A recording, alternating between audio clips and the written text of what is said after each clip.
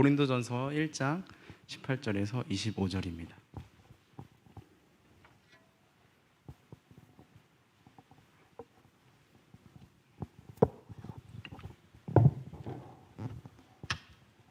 고린도전서 1장 18절에서 25절입니다. 그 앞에 PPT는 나오는데요. 가능하면 성경책을 피셔서 함께 보았으면 좋겠습니다. 저도 피겠습니다.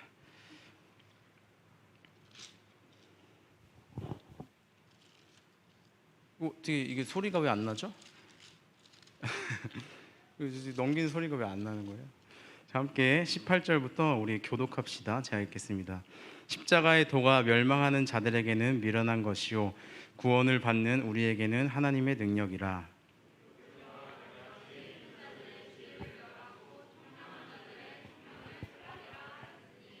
지혜 있는 자가 어디 있느냐? 선비가 어디 있느냐? 이 시대의 변론가가 어디 있느냐? 하나님께서 이 세상의 지혜를 미련하게 하신 것이 아니냐?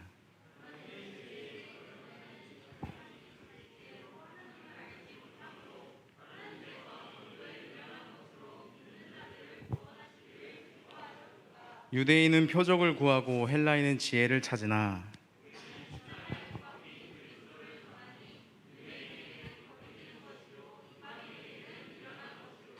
오직 부르심을 받은 자들에게는 유대인이나 헬라인이나 그리스도는 하나님의 능력이요 하나님의 지혜니라.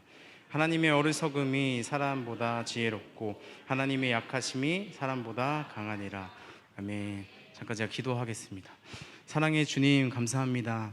하나님, 저를 불러주셔서 하나님의 자녀 삼고 하나님의 은혜를 알게 하시고 하나님의 은혜를 누리게 하신 것에도 감사한데, 주님 말씀 맡은 자로, 주님 말씀 전하는 자로, 주님의 뜻을 전하는 자로 또한 세워주시니 감사합니다. 부족한 종을 주님께서 세우셨으니 성령 하나님 우리 한 사람 한 사람 가운데 역사하사 주님의 뜻을 이루시고 보여주시옵소서. 감사드리며 예수님의 이름으로 기도드렸습니다. 아멘. 아멘. 네, 지난주 리더 간사분들 모임이 있었어요. 6분 다 모였죠, 저희. 네, 제가 제일 잘 안 모이는 멤버인데요. 네, 지난주엔 다 모였습니다. 모였는데 어떤 분이 그런 얘기를 하시더라고요. 선생님 다음 주 설교하실 때 또 이렇게 뭐 결혼했던 사진 이렇게 올리시고 소개하실 거예요? 네, 이렇게 물어보더라고요. 네, 그러진 않았습니다. 기대 안 하셨겠지만 그러진 않았고, 사실 저에 대해서 여러분들 궁금해서 오신 거 아니잖아요, 그죠? 예, 전진 전도사가 누구야? 궁금해요? 궁금하면 끝나고 남으세요? 네네. 예. 저도 저에 대해서 이렇게 막 뭐 자랑하거나 할 것도 없고 그렇게 하려고 나오지 않았으니까요. 오늘 여러분 이 시간 이 말씀만 기억되고 돌아가는 시간 되었으면 좋겠습니다. 오늘 본문에 고린도 교회에 보낸 바울의 편지죠. 아까 최대영 전도사님께서 맨 처음에 잠깐 얘기해 주셨듯이 고린도 교회에는 조금의 많은 많은 문제들이 있었어요. 그 중에 오늘 제가 다루고 싶은 문제가 지혜의 자랑이었습니다. 쉽게 말해서 나 잘났다 하는 싸움이었어요. 너 잘났니 내가 잘났니 하던 싸움이 있었습니다. 그들은 서로 팔을 나누어서 분쟁을 했는데요. 누구는 복음을 전해주었던 그 바울파, 또 누구는 언변이 뛰어난 전도사였던 아볼로파, 또 누구는 교회의 반석과도 같은 그런 베드로파, 또 누구는 복음의 시작인 그리스도파, 이렇게 파로 나뉘어서 파벌 전쟁이 있었습니다.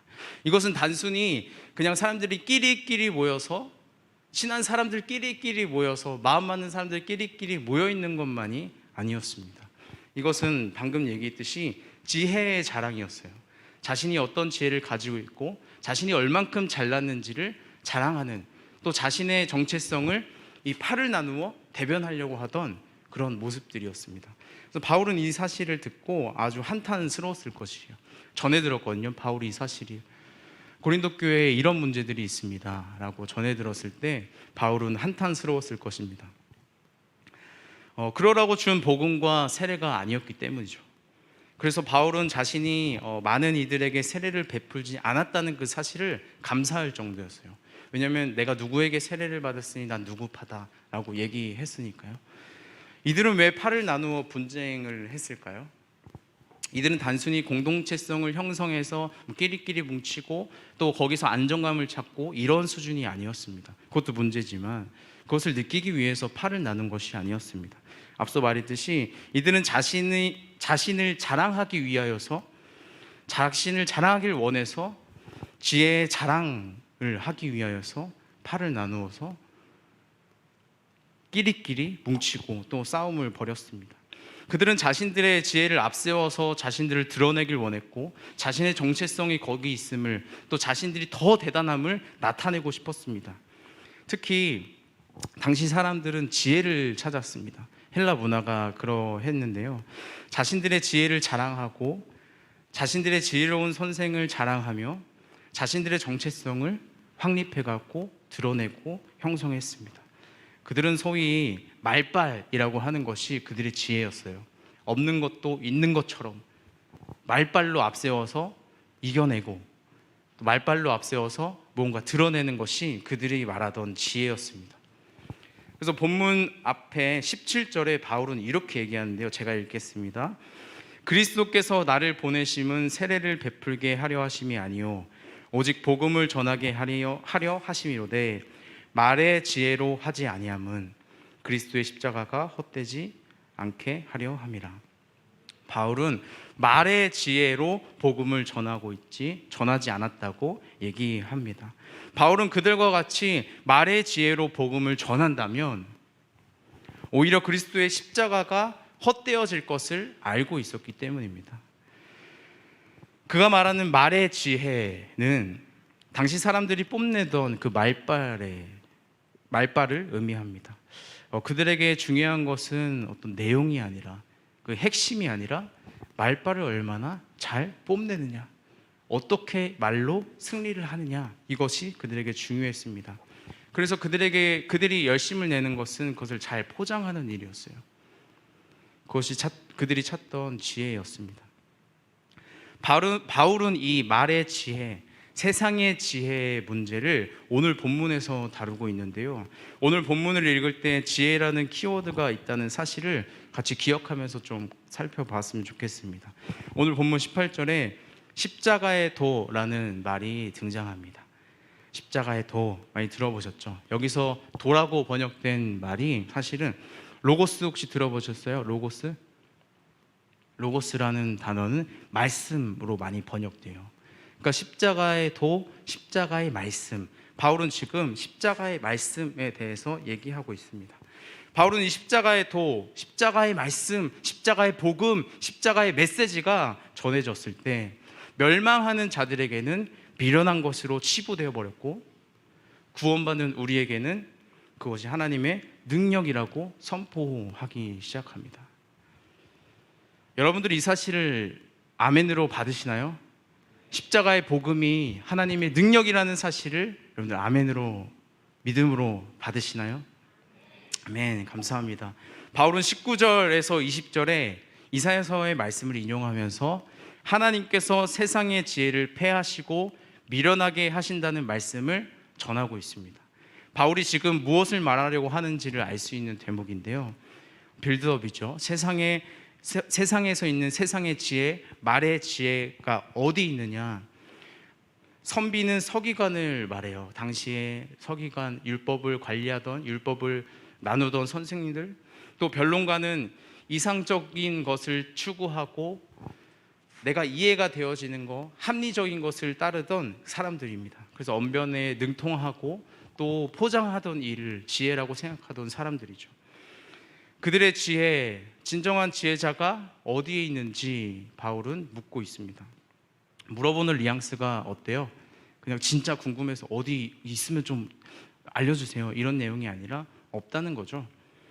이 세상에 지혜자가 정말 있는지 물어봅니다.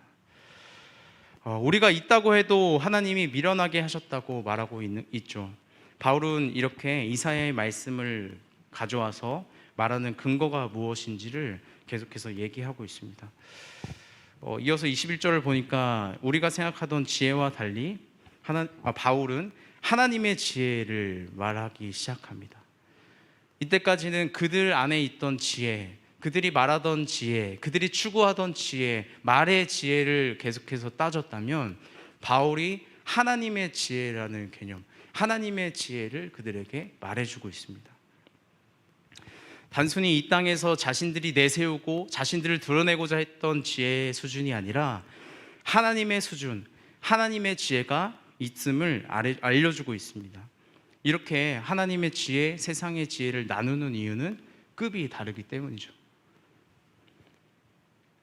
그래서 바울은 21절 전반부에 이렇게 얘기합니다. 하나님의 지혜에 있어서 이 세상이 자기 지혜로 하나님을 알지 못하므로. 그렇습니다. 죄로 망가진 우리의 생각과 우리의 지혜로는 하나님을 도무지 알지 못하는 상태입니다. 고린도 교회 당시 사람들은 자신의 지혜가 대단한 것 마냥, 최고인 것 마냥 떠들고 자랑했습니다. 하지만 세상의 지혜로는 하나님을 알지 못하는 것이 현실이었죠.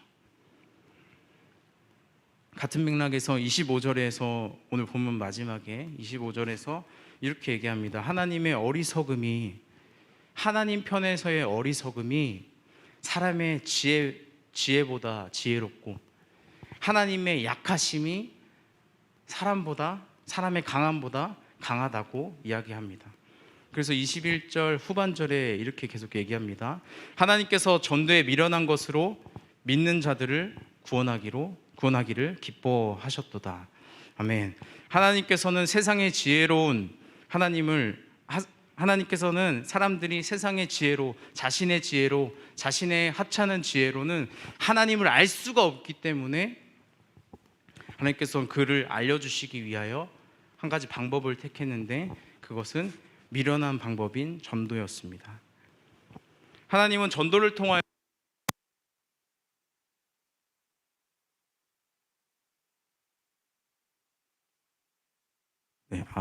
됐습니다.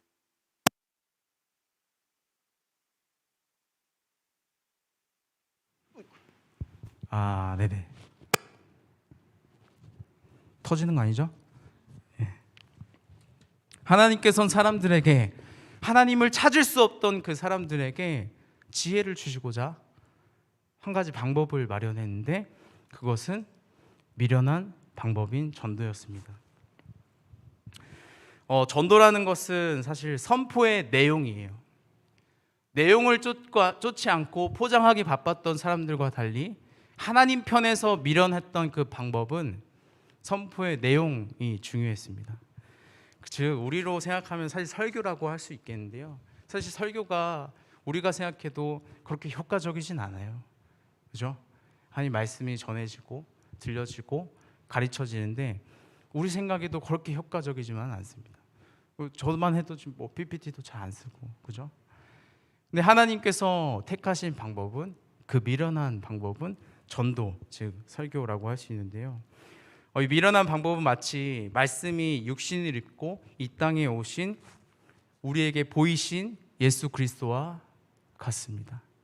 무슨 말이냐면 우리가 흔히 예수님이 육신의 몸을 입고 말씀이 육신을 입고 이 땅 가운데 오셨다는 그 사실이 하나님께서 우리에게 보여주시고자 숨겨있던 그 비밀을 보여주시고자 다 드러내어 주셨구나 라고 생각하기 마련이에요. 근데 하나님 편에서는 반대입니다. 예수님이 육신의 옷을 입고 우리에게 보이신 것은 오히려 하나님께서 하나님 편에서는 자신을 가리신 일입니다. 죄로 인하여서 어두워진 우리가 하나님을 볼 수도 없고 찾을 수도 없는 우리에게 예수 그리스도 육신의 몸을 입고 자신을 가리워 우리가 볼 수 있도록, 우리를 알 수 있도록 이 땅 가운데 오셨어요. 더 쉬운 예로 우리는 태양이 있죠. 낮이 이제 지나가고 태양은 우리와 함께해요. 그죠? 실제합니다. 하지만 우리는 이 태양을 두 눈으로 똑바로 볼 수가 없어요. 그죠? 전 못 봅니다. 보시나요 혹시? 제 차에는 항상 선글라스가 있는데 눈이 싫어서 운전하기 힘들어요. 태양을 우리가 두 눈으로 볼 수가 없어요. 왜 그래요? 너무 눈부셔서. 우리의 눈으로는 감당할 수가 없어서. 마찬가지로 하나님은 태초부터 실제하십니다. 아멘. 실제하십니다. 하지만 우리는 죄로 인하여서 망가진 우리는 하나님을 볼 수가 없죠. 그의 영원한 영광을 우리가 쳐다볼 수가 없고 만날 수가 없는 이 죄인 상태에 있는 것이었습니다. 그때 하나님께서 우리를 영원히 사랑하셔서 찾아오셨습니다. 어떻게 해요? 자신을 가리심으로, 자신의 영광을 볼 수 없는 우리에게 육신의 몸을 입고 이 땅 가운데 오셨습니다. 그것이 하나님 편에서는 미련한 지혜였지만 우리에게는 충분하고 완전한 지혜인 것이죠. 이런 맥락에서 바울은 말하고 있는 것입니다. 세상에 사람들은 자기 지혜를 자랑하지만, 자신의 지혜를 자랑하고 자신의 선생을 자랑하지만 그 자랑하는 지혜는 구원하기는커녕 하나님을 알지 못한다. 그래서 하나님은 전도에 미련한 것으로 그 방법을 통하여서 하나님의 뜻을 전하여 주시고 하나님의 말씀을 전하여 주시고 그들이 그 말씀을 듣고 믿음으로 구원에 이를 수 있도록 하나님 그 방법을 사용하시며 그 구원에 이르는 일을 하나님이 기뻐하신다라고 바울은 얘기하는 것이죠. 이것이 하나님이 이 세상의 지혜를 폐하시는 방식입니다. 이것이 하나님이 이 세상의 지혜를 멸하시는, 미련하게 만들어 버리시는 방법입니다. 여러분들은 무엇을 자랑하시나요? 여러분들의 삶에 여러분들이 내세울 것이 무엇이 있나요? 여러분들 SNS에, 인스타그램에 무엇을 자랑하고 또 무엇을 소개하고 나의 정체성이 어떠하다 얘기하고 있나요? 혹시 여러분들이 이 당시 사람들과 같이 나의 것, 나의 지혜, 나의 어떠함, 나의 잘남을 자랑하고 있었다면 이 사람들과 다르지 않을 것입니다. 혹시 내가 복음을 받을만 하거나 내가 하나님을 쫓아보니 찾아지는 것만큼 내가 신앙생활하고 있다고 생각하고 있나요? 혹시 내가 잘하고 있다, 이 정도면 충분하다, 이 정도면 괜찮지, 괜찮은 삶을 살고 있어 라고 생각하고 있나요? 그것은 착각일 것입니다. 죄로 망가진 우리의 지혜는 하나님 편에서는 아무것도 아니에요. 우리가 생각하고 우리가 추구하고 우리가 자랑하려는 지혜는 하나님 편에서는 아무것도 아닙니다. 우리의 지혜로는 하나님을 찾을 수 없기 때문이죠. 그래서 하나님은 자신의 편에서 가리워지시는 방법으로, 자신의 편에서는 전도의 그 미련한 방법으로 우리에게 자신을 계시하여 주셨습니다. 우리는 하나님을 볼 수 있고 알 수 있는 것은 하나님께서 자신을 보여주시고 계시하여 주신 만큼 우리가 알 수 있잖아요. 이것이 은혜가 아니면 무엇인가요? 하나님의 무한한 영광을, 하나님의 그 사랑을 볼 수 없었던 우리에게 하나님은 보여주셨고 들려주셨습니다. 그래서 우리는 십자가를 본 적이 없고 예수님을 본 적이 없지만 성령님을 통하여서 오늘 또 그 십자가를 보여주시고 그 십자가를 깨닫게 하시고 주의 말씀 가운데 거할 수 있도록 주님께서 인도하시는 줄 믿습니다. 이것이 우리에게 주어진 은혜죠. 바울은 22절부터 이어서 얘기합니다. 유대인과 헬라인을 등장시키는데요, 당시에 있었던 대표적인 사람들이라 할 수 있을 것 같아요. 헬라인과 유대인, 자기 지혜를 어떻게 구하고 있었는지를 얘기해요. 22절 같이 읽어볼까요? 22절, 23절 같이 읽어보겠습니다. 유대인은 표적을 구하고 헬라인은 지혜를 찾으나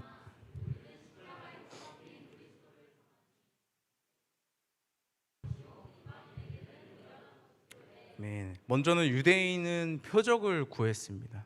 표적은 무엇인가요? 기적, 또 하나님의 말씀이 성취되어지는 그 실제를 보고 싶어 했어요. 유대인들은 구약 성경을 믿고 그들을 구원할, 그들을 회복시킬 메시아를 기다렸습니다. 그래서 그들에게는 그것이 지혜였어요. 내가 어떤 메시아를 기다리고 있고 내가 구약 성경을 얼마나 알고 있고 내가 율법을 얼마나 지켜나가고 있는지가 그들의 자랑이고 지혜였습니다. 그런 그들에게 무엇이 전해졌습니까? 오늘 말씀에 십자가에 못 박힌 그리스도가 전해졌습니다. 십자가에 못 박힌 그리스도. 그들은 그리스도를 기다렸어요. 메시아, 구원자, 그들의 왕을 기다렸습니다. 근데 그들에게 전해진 소식은 뭐예요? 너희가 기다리던 그 메시아가 십자가에 못 박혀 죽었다. 바울은 그들에게 이 십자가 복음이 거리끼는 것이 되었다고 얘기합니다. 왜 그럴까요? 그들이 기다리던 그 메시아와 구원자가 그들이 가지고 있고 믿고 있던 성경에 나오는 저주받은 자로 그려지기 때문입니다. 나무에 달린 자를 저주받은 자다라고 여기던 사람들에게 십자가에 못 박힌 그리스도가 전해졌을 때 이 표적을 보고도, 하나님의 기적을, 예수 그리스도의 표적을 보고도 쉽게 믿을 수 없는 이들에게 거리끼는 것이 되어버렸습니다.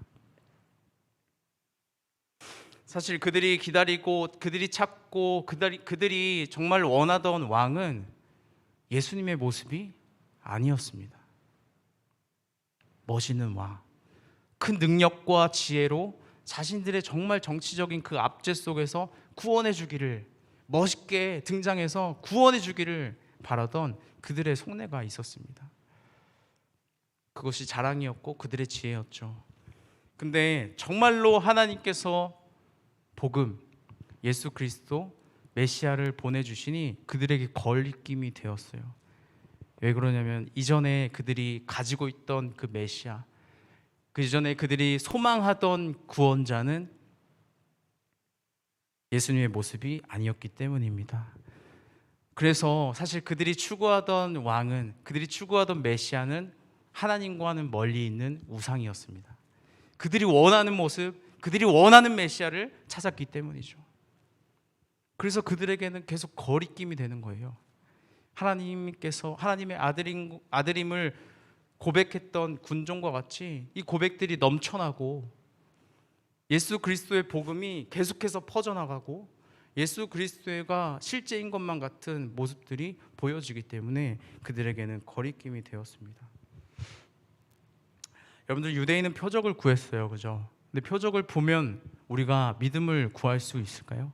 우리가 표적을 보게 되면 우리가 믿음을 소유할 수가 있을까요? 그렇지 않을 거예요.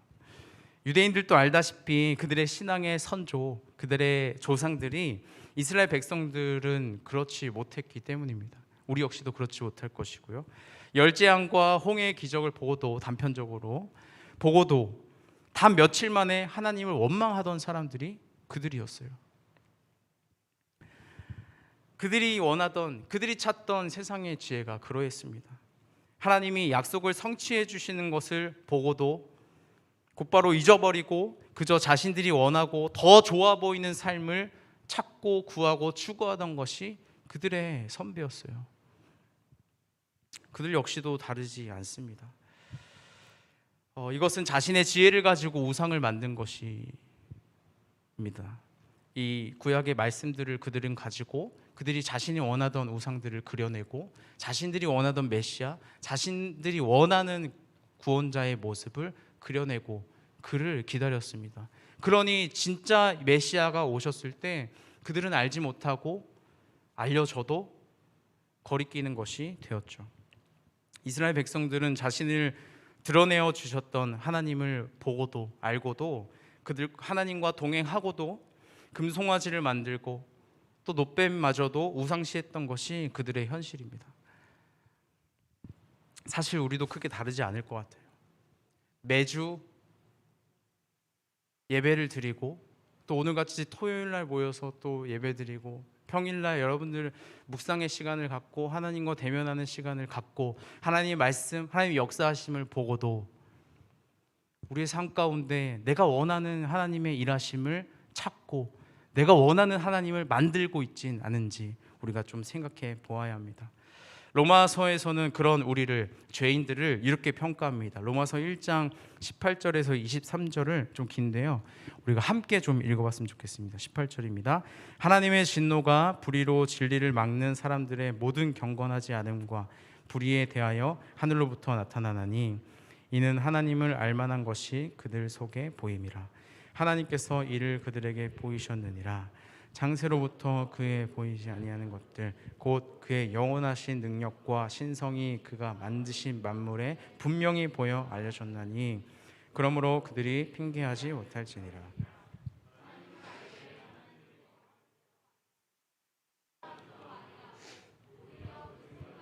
허망하여지며 미련한 마음에 어두워졌나니 스스로 지혜 있다 하나 어리석게 되어 썩어지지 아니하는 하나님의 영광을 썩어질 사람과 새와 짐승과 기어다니는 동물 모양의 우상으로 바꾸느니라. 아멘. 하나님께서는 세상에 자신을 드러내어 주셨어요. 그래서 그 누구도 핑계하지 못하게 하셨죠. 온 세계 만물 속에 하나님의 창조하심이 드러나고 우리의 사랑을 통하여 우리의 삶을 통하여 하나님이 드러나고 그래서 우리가 하나님을 모른다, 하나님을 보지 못했다 핑계댈 수 없게 하나님 만드셨습니다. 근데 그런 상황 속에서 우리들은 지혜 있다고 말하면서도 영원한 하나님의 영광을 사람과 동물로 우상시켜버리는 내가 원하고 내가 쉽게 만질 수 있는 내가 쉽게 좌지우지할 수 있는 우상으로 만들어버리는 것이 우리 죄인의 모습입니다. 유대인들에게 십자가에 못 박힌 그리스도가 전해지자 거리낌이 되었던 이유는 그들 마음에 이 구약의 말씀이 하나님의 말씀이 우상이 되어버렸기 때문입니다. 다음은 헬라인인데요. 헬라인은 앞서 설명했던 것 같이 지혜를 정말로 찾던 자들이에요. 지혜가 무엇인지를 고민하고 자신들의 지혜로 진리를 탐구하려 하고 자신들의 지혜로 진리를 쫓으려고 진리를 세워내려고 하던 사람입니다. 이성적이고 합리적이고 내가 이해가 되고 동의가 되어지는 것들을 추구하고 그런 것들을 지혜라고 여기며 또 그런 신을 찾아 나섰습니다. 그런 그들에게 마찬가지로 십자가에 못 박힌 그리스도가 전해졌습니다. 그러자 그들은 그 십자가를 미련한 것으로 치부했다고 얘기해요. 당연하죠. 그들에게 십자가 형벌은 끔찍한 범죄자들이 짓는 결과였습니다. 그들에게는 십자가 형벌이라는 것은 정말로 끔찍하고 더러운 죄인들이 감당해야 될 형벌이었습니다. 그 형벌을 메시아라는 자가, 왕이라는 자가, 구원자라는 자가 받았으니, 거기에 못 박혀 있으니, 못 박혀 죽었으니 그들에게는 미련한 것이죠. 그들에게는 미련하다고 평가되는 것이 당연합니다. 합리적이지 않은 거예요. 왜 구원하고자 죽었는지, 왜 회복하고자 맞았는지 그들의 머리로는, 그들의 지혜로는 이해되지 않고 동의되어지지 않았습니다. 그래서 그들에게는 십자가에 못 박힌 예수 그리스도가 미련한 것이 되었습니다. 사실 이들이 구하던 것 역시도 우상이에요. 그들에게는 자신의 지혜가 우상이 되었습니다. 유대인들 자신이 원하던 그리스도를 찾듯이 헬라인은 자신들이 이해되고 동의되고 인정될 만한 신을 찾아 나섰습니다. 그래서 그들에게 있어서 우상은 자기 지혜였어요. 하지만 바울은 계속해서 얘기합니다. 24절에 함께 읽어볼까요? 24절 혹시 로마서 지났습니다. 우리 24절입니다. 시작. 오직 부르심을 받은 자들에게는 유대인이나 헬라인이나 그리스도는 하나님의 능력이요 하나님의 지혜니라. 아멘, 아멘, 아멘. 이 표현은 하나님의 절대 주권이 강조되죠. 오직 부르심을 받은 자들에게는 복음이 전해지고 그들을 그 복음에, 그 메시지에, 그 십자가에 동의하는 사람들이 나타났습니다. 믿기 시작한 사람들이 나타났습니다. 그들에게는 지혜였습니다. 이 말이 아니라 오직 부르심을 입은 자들은 그들 역시도 죄인이어서 가리워짐으로 하나님의 영광을 볼 수 없었던, 하나님을 알 수 없었던 자들이지만 오직 하나님의 은혜로 부르심을 입은 자들에게는 그 십자가가 달리 보이기 시작했습니다. 사실 24절에 말씀은 이렇게 읽어야 좀 편해요. 유대인이든지 헬라인이든지 오직 부르심을 받은 자들에게 있어서 그리스도는 하나님의 능력이고 하나님의 지혜입니다. 그가 어떤 사람이었든 상관없이, 그가 어떤 우상을 섬기고 그가 어떤 것을 추구하던 사람인들 상관없이 하나님께서 은혜 주시기를 부르심을 입은 자마다, 부르심을 입은 자들에게는 십자가가 하나님의 은혜요, 하나님의 능력이요, 하나님의 지혜라 고백되어진 것이죠. 그리스도가 죄를 사하는 하나님의 능력이 십자가에서 드러나고 세상의 지혜와 방법으로는 이해할 수 없는 일들이 십자가에서 일어나는 것이 하나님의 지혜입니다. 십자가에서 드러난 것은 하나님의 능력인데요, 우리의 죄의 문제를 우리는 해결할 수 없고 그 누구도 해결할 수 없었지만 하나님께서 우리의 죄를 대신하여 죽으심으로 그 십자가에서 그 죄사함의 은혜, 죄사함의 능력이 실제가 되었습니다. 이 방법을 해결할 수 없는, 이 죄의 문제를 해결할 수 없는 그 누구도 찾아낼 수 없었던 그 방법을 하나님의 지혜로 이겨내셨습니다. 그것이 우리는 이해할 수 없었던 예수님이 죽는 방법이었습니다. 그렇다면 여러분들에게 있어서 십자가에 달린 예수님은 어떻게 다가오나요? 여러분들에게 전해진, 여러분들이 들은 십자가에 못 박힌 그리스도, 여러분들이 어떤 의미로 찾아오고 또 여러분들 믿고 있나요? 우리에게 전해진 십자가에 못 박힌 그리스도는 하나님이 세상을 사랑하심이 확증되어졌던 자리입니다. 하나님께서 우리를 사랑한다 말씀하여 주시고 너희를 끝까지 포기하지 않겠다, 너희를 구원하고자 원한다 말씀하시는 하나님의 그 약속과 사랑이 십자가에서 증거되고 확증되었습니다. 하나님이 세상을 사랑하심으로 그대로 내버려 두지 아니하시고 자신의 독생자 아들을 내어주셨고 그 생명 전부를 우리에게 주셨습니다. 죽기까지 사랑하신 하나님의 은혜가 우리에게 들려진 복음이고 그 은혜가 십자가에서 드러난 복음이죠. 십자가는 하나님의 능력입니다. 죄인인 우리는 죽어 마땅한 자였지만 그런 우리를 대신하여서 하나님이 육신을 입고 우리의 죄를 대신하여 죽으셨습니다. 그래서 정말로 우리의 죄 문제가 해결되어지는, 우리로선 할 수 없었던 그 능력이 십자가에서 하나님의 능력으로 증거되고 드러나고 실제가 되었습니다. 십자가는 하나님의 지혜입니다. 사람으로는 이해할 수 없고 죽음을 통해서 주어지는 새 생명의 은혜가 십자가에 못 박힌 그리스도를 통해 주어졌기 때문입니다. 이 십자가가 우리에게 실제가 되어야 할 것입니다, 여러분들. 아멘. 지식으로만 남는 것이 아니라 또 나의 감정에 동해지는 것으로만 치부될 것이 아니라 나의 지혜로만 이해될 것이 아니라 우리에게는 이 십자가의 복음이 실제가 되어져야 할 것입니다. 십자가에 못 박힌 것이 하나님의 능력이었습니다. 십자가에 못 박히는 것이 하나님의 지혜였습니다. 여러분이 이 사실이, 십자가에 못 박힌 그리스도가 나에게도 하나님의 능력이요 하나님의 지혜라는 사실을 믿음으로 또 아멘으로 화답하는 우리에게 이 사실이 실제라면 우리 역시도 십자가에 못 박혀 죽음이 기쁨이죠. 감사죠.